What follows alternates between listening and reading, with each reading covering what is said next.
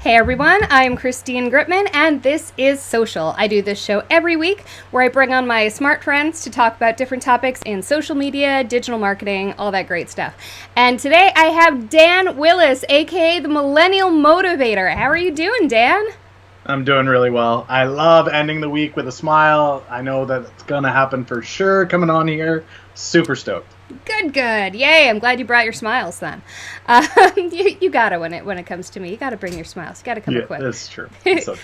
So Millennial Motivator, how did that name come about? How did you decide to be the Millennial Motivator? Are you a millennial? What year were you born? I am. I am technically a millennial. I'm 85. So technically Okay, I make yeah. the cut.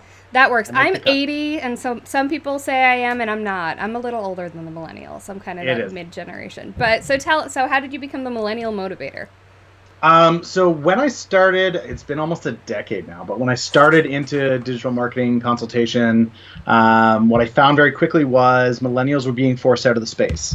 Interesting. How and I mean, so? Well, 2010. 2010, it was millennials are lazy, they don't do anything, they're not good for Ah, anything. So it was really difficult for millennials to break in. I was coming from a business systems analyst kind of background, so when I spoke, people took it under consideration because I had a track record behind me already. And so what I decided was, well, I'm going to work to make the space accessible to millennials. Instead of us being lazy good for nothings, instead I'm going to showcase, well, millennials are the best suited to help you guys with digital marketing, social media, because we created it. It didn't exist until us.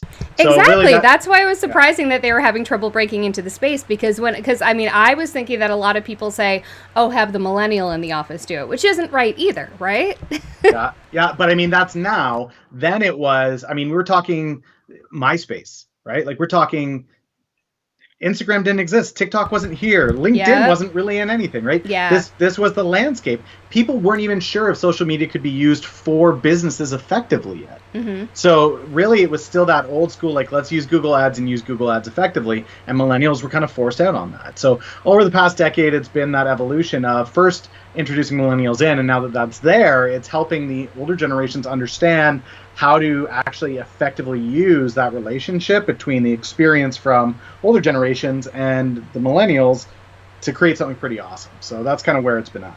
Now, how did you get into using social media from a professional standpoint? I'm sure that you were somewhat native to it when it came from a personal standpoint because you sort of grew up with it in a way. But how did you start using it professionally?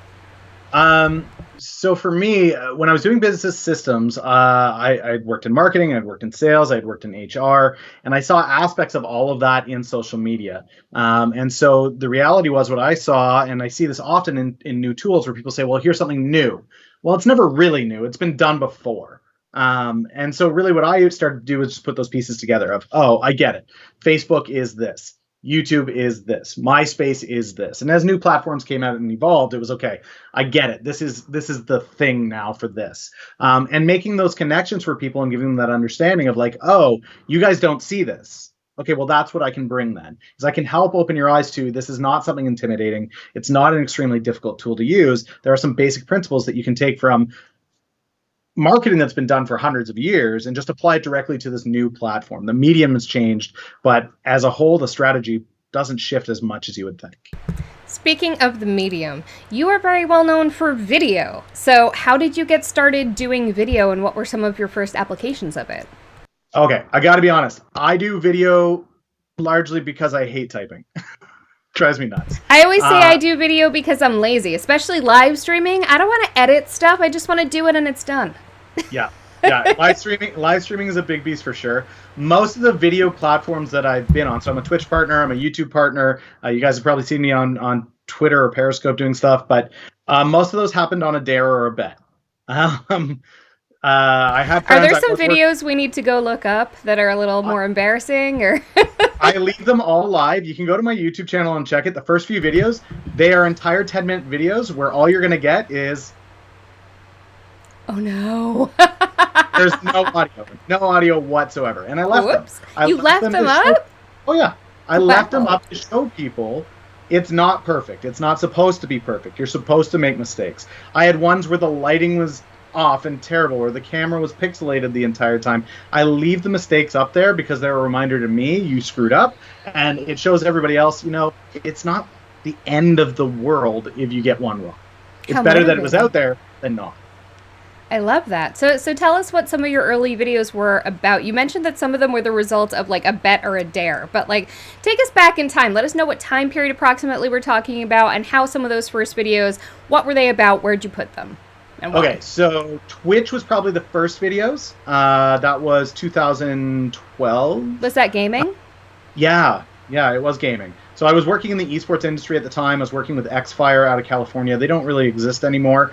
But I saw Twitch. I saw it as an opportunity. Started on there, accumulated nearly 1 million views doing that. But it was just playing games online and engaging with that community, understanding what the potential was there. At the time, people thought I was nuts, saying, well, online gaming is never going to turn into a broadcast opportunity. Get a real job. Yeah, they were wrong. Twitch is a powerhouse now. And I'm thrilled that I did the work then because I use it actively now. And it's not even just for gaming anymore. No, yeah, I do financials. I do stock market analysis first thing in the morning on Twitch. Ooh, we're going to come back to that later. That's interesting. Yeah. But I mean, it's not just Twitch. I do that everywhere. But yeah, Twitch is very receptive to it. Twitch is one of my biggest audiences. And then, yeah, from there it was, okay, well, the dare was old people. At the time in the gaming industry, I was old. I was in my 20s. I had a family. I had a mortgage. I was old, and I accepted that. But it was old people can't get partnered on Twitch, and so I did. I did it in 4 months, and went, well, I guess you can do that. What does partnered on Twitch mean exactly? Does that mean you have sponsors or what? Yeah. So Twitch has a subscriber, a paid subscriber fee that you could get, as well as you get ad revenue, as well as they've got tips and bounties and all kinds of different monetization incentives on it. But yeah, you get paid essentially to be on it. And then YouTube was another dare of YouTube is too flooded, it's too inundated, nobody can actually break into that. So 2017, I called bull on that. Took me 6 months to get the partner on YouTube. Wow. Wow, how many subscribers do you need to get partnership on YouTube at this point? 1,000 subscribers and 4,000 hours watched in a year. Wow. So how did you accomplish that? I put out a video every day for 300 days. Wow. On what? No, it wasn't. Well, I did do it for 300 days, but the partner came after 170. So It was all digital marketing. They're all still there. They're all still on the YouTube channel. But yeah, it was all marketing stuff. Social media marketing, how to grow online, how to build a presence, how to build a brand. Did you get into tags and stuff, or was it mostly just, learning as you went and just sheer volume? Yeah, I'm a go fast and break things kind of guy. I'm just really like I'm. You learn by doing. You learn by doing and you learn by failing. So for me, it's like, great, let's get the failing out of the way. Let's just start going. If you're not failing, you're not really trying. You're not trying anything new. Yeah. So that was really the mentality of like, great, let's do this. And the whole time you're learning, you're educating yourself, you're getting to know other people in the community. Have to drop a shout out to guys like Roberto Blake, Tim Schmoyer, Carol Reeves. Without them, I never would have got to where I was. It may seem simple now when I think back on it, but things like proper titles, thumbnails, composition, video lengths, all of this stuff, the quality of audio over video, all of those concepts. Without those 3 guys, I definitely would have quit on YouTube early. So big shout out to them. And now there's tools like TubeBuddy that I could not advocate enough for. This thing is a lifesaver. It makes my time so simple. TubeBuddy is pretty awesome. I keep meaning to dedicate some time to I use it, but I got to get my head together with my YouTube channel. I mean, it's just kind of, but anyway, moving on from YouTube though. So Twitter, you actually came on the Twitter scene hard, fast, and fairly recently. I was very surprised to hear how fast you had grown your presence on Twitter. Can we get into why you decided to move to that platform and maybe, a little bit about what you did there to get started? Yeah, so with Twitter, last year, 2019, I said, okay, well, I've been in the industry long enough. I've got 10 years experience. I'm going to start speaking at events. I just made that decision. I'm going to do that. I want to go international with it. Just in 2019? Yeah. Wow. But I had a decade of experience in the industry, so it's not like I had no connections. I knew people. Overnight success after a decade of hard work. Totally get it. Exactly. But on Twitter, one of the things that I saw, and it actually was Gary Vee who came out one day, where he did a video in his feed, and that's how he spoke to people. He didn't put any text in, he just put a video up, and I was like, this is great, I'm going to click it. And then I realized, oh, heck, you can just do this with your phone wherever you are. And then I figured, oh, you can actually do it with your desktop. So the same way that we're doing a Skype call right now, I can do this with Twitter. This is how my Twitter setup works, is I just click record, and then I put that up on Twitter. what I found was that saves me having to fit characters into the Twitter box, which everybody remembers what that was like. Oh, yeah. Painful. Yeah. So I skipped that entirely. And then I found Twitter chats, which is something I had been aware of before, but I decided to pair the two. And that's really where things kind of took off, where the level of engagement was night and day between you answering in text, even with a GIF or an image, you answering in text versus answering in video. The level of engagement skyrocketed. I went from maybe a 10,000 person reach a day to a couple 100,000 on the days that I was doing Twitter chats. Wow. Yeah. And so that gets you on the radar real quick. People start to recognize you. Instead of being part of a Twitter chat, you actually get invited to the Twitter chat as one of the guests. And it just kind of steamrolled from there. So last year was kind of cool. I got to speak in South Africa, France, the US a couple of times. I think we may have crossed paths. Yeah, Social Media Week Lima we both spoke at. And it was a great year. I got to meet people from all over the world doing all kinds of different stuff. I'm stoked to go back to Lima again this year. I'm stoked to go back to, I won't get to go to South Africa this year, but I will be speaking at them again. So it's kind of there of just this thing where all it took was pushing the button, going live in video, relating to people, sharing value, and it works if you do it consistently. That's incredible. So not a lot of people are using Twitter for video. And if they are, there's people like Gary Vee. I don't know if he was live on Twitter or if it was just pre-recorded video, but sometimes it's just a message to consume. You've been using it for replies. As you mentioned, you used it in Twitter chats. How do you do that? The speed of Twitter is so fast. Everyone wants to get their message out there. How do you take that extra minute and make a video, and how do you make one that people actually want to watch instead of just kind of scrolling by to the next thing because they don't feel like investing the brain in watching a video? Big question, sorry. No, it's a great question. So when people put things out on Twitter, for the most part, they aren't looking for a megaphone. It's usually people saying, I want to have a conversation about this. And when people take the time to reply back, that's often appreciated. But when you go the extra measure, it's like, okay, well, it's Valentine's Day and you send your wife a card. Well, that was nice. But if you go above and beyond and you make her dinner and you get a card and you get flowers and chocolates or whatever else, you'd make that extra measure. She feels that much more valued. Okay? For all you husbands out there, I'm sure you know what I'm talking about. Ladies, I'm sure you know what I'm talking about as well. Yes. But like, that's how social media works. People want their voice heard.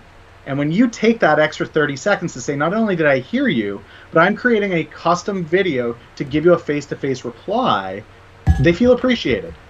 And part of the hard part with conversations is people are really easy to start a conversation and think, oh, this is easy, I just spew out. The reality is the people that reply back are actually the ones that control the conversation. Until somebody says something back, you just have somebody yelling out into the void.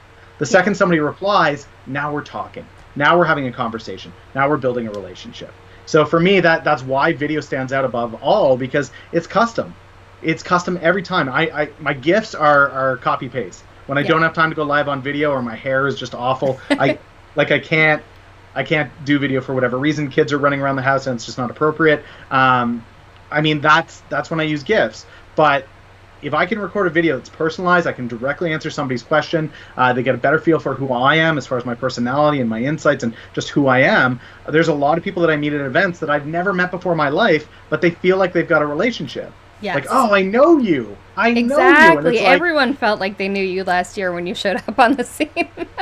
And that's great. Like, I love that. And video really is that powerful, where you can meet people from all over the world, and all it takes is a click of the button and being willing to put your video out.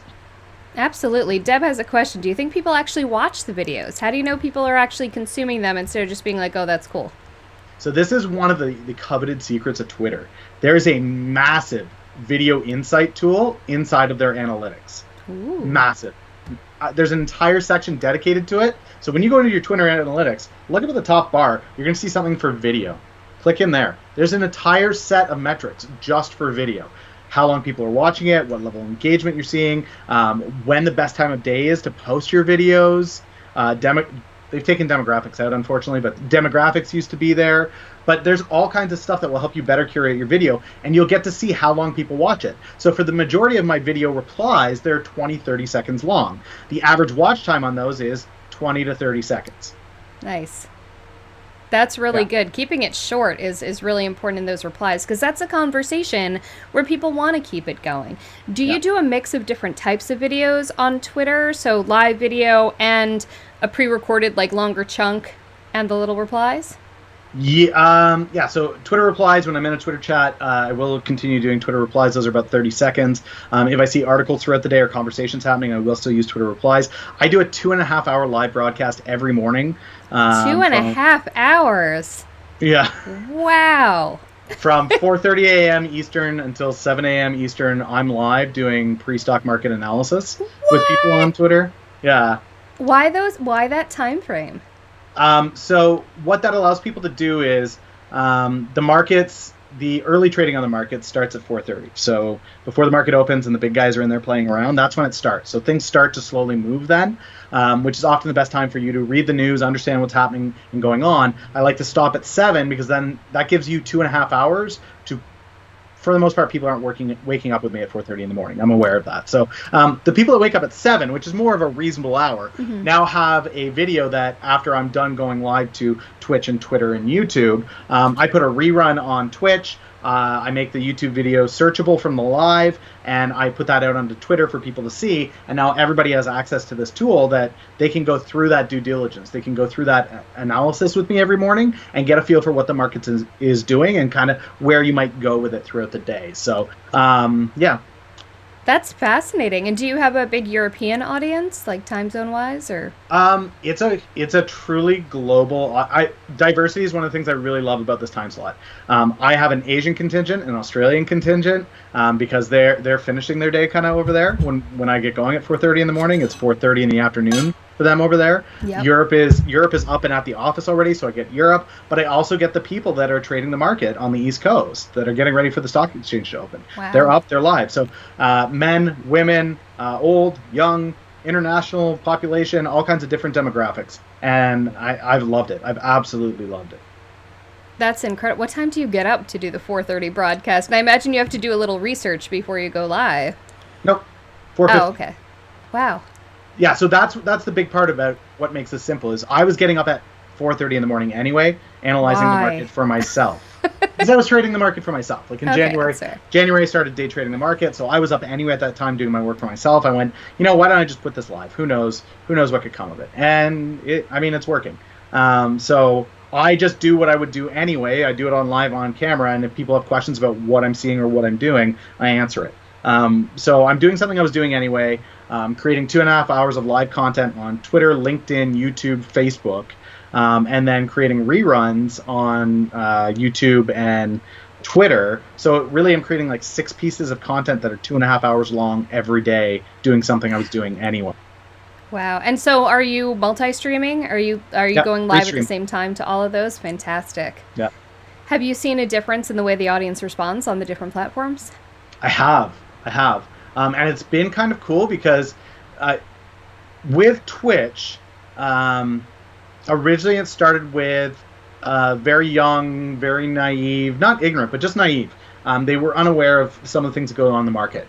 With YouTube, it was a little bit older, but a little bit more, we'll say impolite or rude. And then when you moved over to LinkedIn people are very quiet.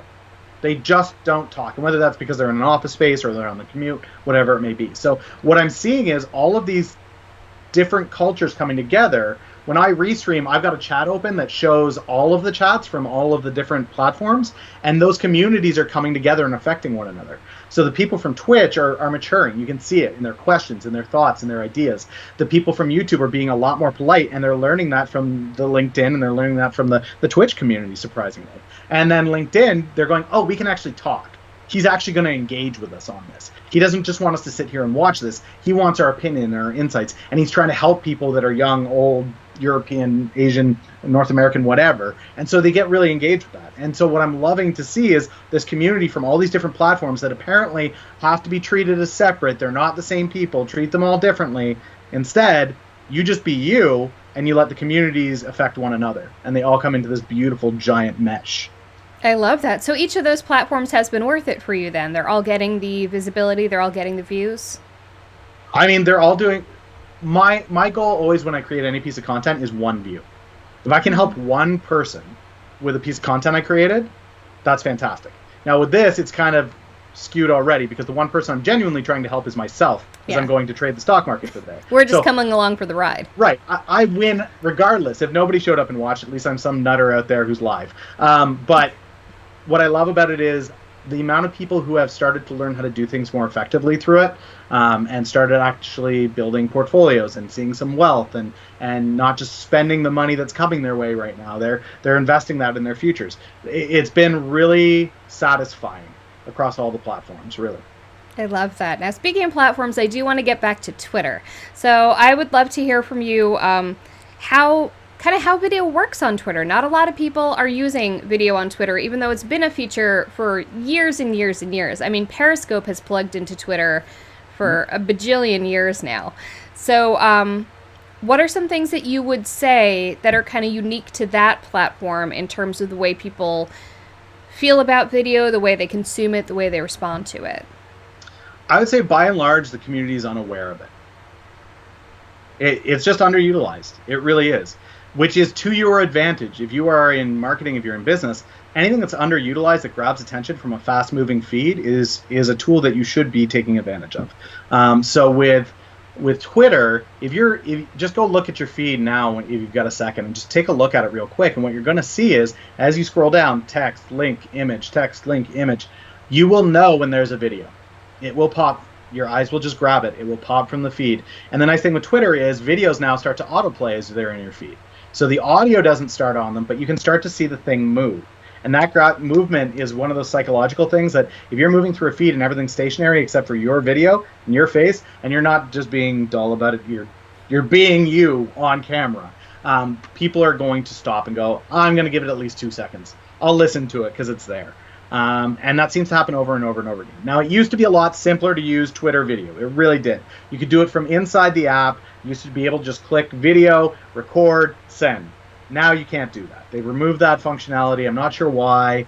They were playing around with different video things. It drove me a little bit nuts that they did it. They were threatened by you, Dan. Maybe that was it. I think Madeline Sklar's partially to blame as well. The two of us were toying around with it, and then all of a sudden they pulled it right before Social Media Marketing World 2019. So, but now what you can do is, so like I said, I record mostly from my desktop here on my home computer. It's not from my mobile phone. My phone is very rarely used unless I'm at a conference. When I'm at home, I just use the desktop camera. I hit record. I know where those files are saved. Then you go into Twitter, and down where it says that you can attach an image from your computer, just select the video. So once it sounds like a lot to do. It does sound like a lot to do out the gate, but once you get into that process of like, I record, I clip it. I record, I clip it. It gets a lot faster. It's not really a ton of time. I love that. And do you include any text with these video reply messages? Yeah, I give just enough to hook someone.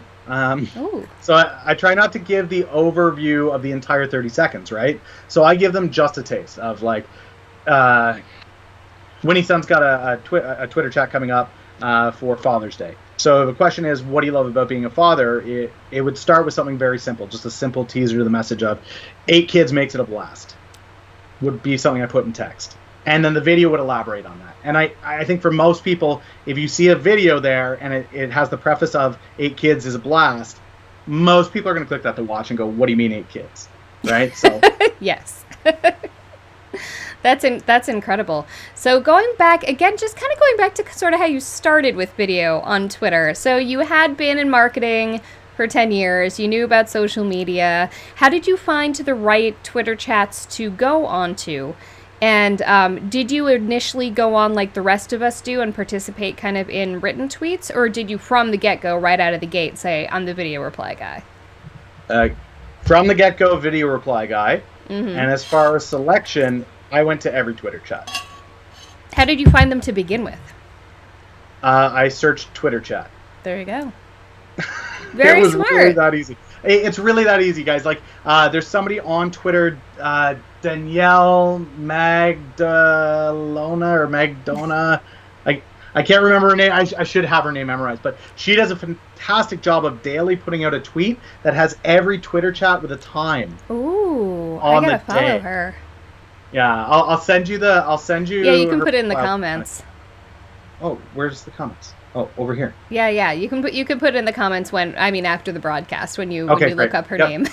Yep. Yeah, but that became very useful for me of like, oh, there's a whole list here. And so I didn't really nitpick of is this relevant or not. So I'd hop into financial ones, parenting ones, chats that were for women specifically, chats that were for men, French chats, Wow. Russian chats, Portuguese chats. Do you speak those Uh, languages? no, I don't. But you don't need to. That's, You don't need to. We're in the age of Google. that's So true. when a question pop up, it would pop up in Translation. Twitter. Click Yeah, I translate. would translate. What is okay? I think I get the gist of what the question is. Great. Here's my answer. And the same thing, the little bit of text, I would put it in, have Google translate it, and it would go over. And what was interesting was those communities were just super appreciative of, hey, holy cow, there's an English speaker making an effort to engage our community. That's huge.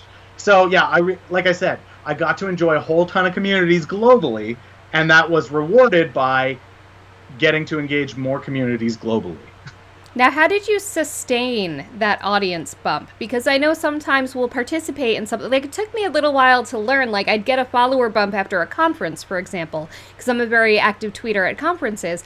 But then it would go down a little. And at some point, I realized it's not going down. I get a bump, and then it continues to go up. So what have you found for people who find you through your video replies? How do you keep them there? I got to be honest with you on this one. I know people hate this answer. I don't care. It's just That's not a metric. fine. People usually get so frustrated with that answer of like, well, what about your followers and your reach and this and that? And for me, again, if one person watched it, solid, love it. If I have 0 followers tomorrow on all of my social platforms, I'm okay with that too. The reality is I just want to get my message out there. I know oftentimes, especially with Twitter chats, the one person having a question answered is usually joined by 1,000 other people that also had that same question and just didn't have the ability to voice it or felt like they didn't want to voice it for risk of seeming stupid on social media. Mm-hmm. So what I love is that ability to just speak, continue doing what I'm doing. And people ask all the time, how simple is video? Well, it's super simple. Show up every day and do it consistently and let people know that you're doing it. And if you keep doing that, it's going to work. Well, what about the time? What about this? What about that? There's always going to be excuses. There's always going to be reasons why you can't accomplish something. But if you genuinely are looking to build a diverse community online internationally and get your message out there and have it resonate with people, using video is like no other. There is no parallel to it. Until we can get real-time live conversations happening on social media, which will have its risks, I genuinely feel this is the best way to approach an international community in any industry. It's also really solved that issue a lot of people have about how much time and energy they should spend engaging versus how much time and energy they should spend on putting out their own content. You're managing to do both simultaneously with your strategy. Yeah, what do you do in terms of content? Is it mostly that, or? That's it. If I'm putting out 2.5 hours of content a day, right? Ideally on YouTube, I think it's 3 to 5 videos a week that they want. I do a 2.5 hour broadcast every day, Monday through Friday, and then Saturday I do an hour. So that's already 6 videos a week, but it technically counts as 2 videos a day because it's live, and then I put it in as a recorded video as well afterwards, which is a feature YouTube allows you to do. So technically I'm putting out 12 videos on YouTube a week. Wow.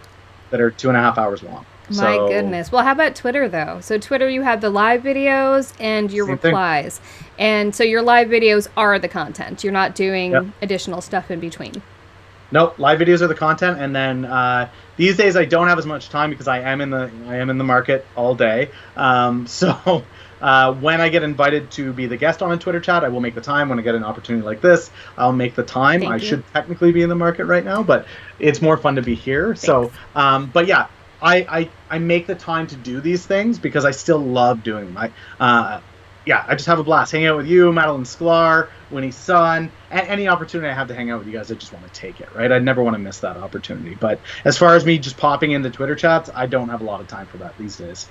Yeah, it's tricky.